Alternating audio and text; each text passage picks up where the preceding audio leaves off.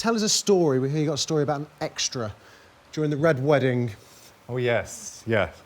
We had done that rehearsal, like I told you did, with David Nutt. I went off to get final checks and all that, and I was in the makeup trailer, and there was a guy in there who looked like a serf, a lowly member, with a kind of little woolly hat and a beard and stuff like that. And I was introduced to him, and then there was a knock on the door, and the AD took us both to set, and we were walking along, and I said, "How are you doing?" "I'm Michael." He said, "I'm Will." And I said, "What are you doing in this?" And he said, I'm playing one of the musicians." I said, "Oh, right, okay. And are you a musician?" And he said, "Yeah, I am.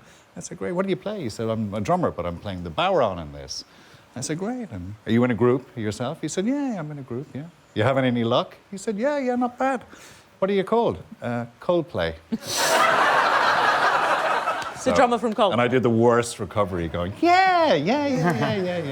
We're seeing he's there he is. Who would recognise? Building his part, though, isn't it? Now, that particular scene, one of the most iconic in Game of Thrones history. What was the Red Wedding like to film?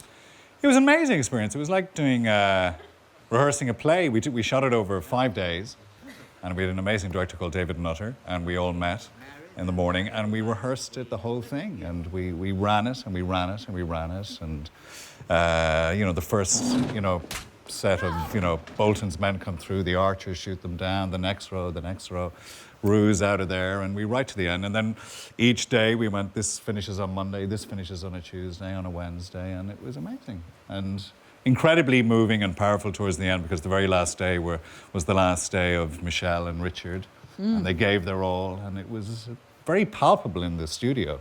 That emotion, because it was their last scene and they were gone, and they'd been part of it for 3 years. So, yeah, it was an amazing experience to do. Amazing. And it turned out pretty well. Pretty well. There are clips on YouTube of people watching the Red Wedding, and even that far diffused, they're still terrified and furious. Let's look at Cersei first. She is armed the faith militant to carry out her dirty deeds. The faith and the crown are the two pillars that hold up this world. One collapses, so does the other.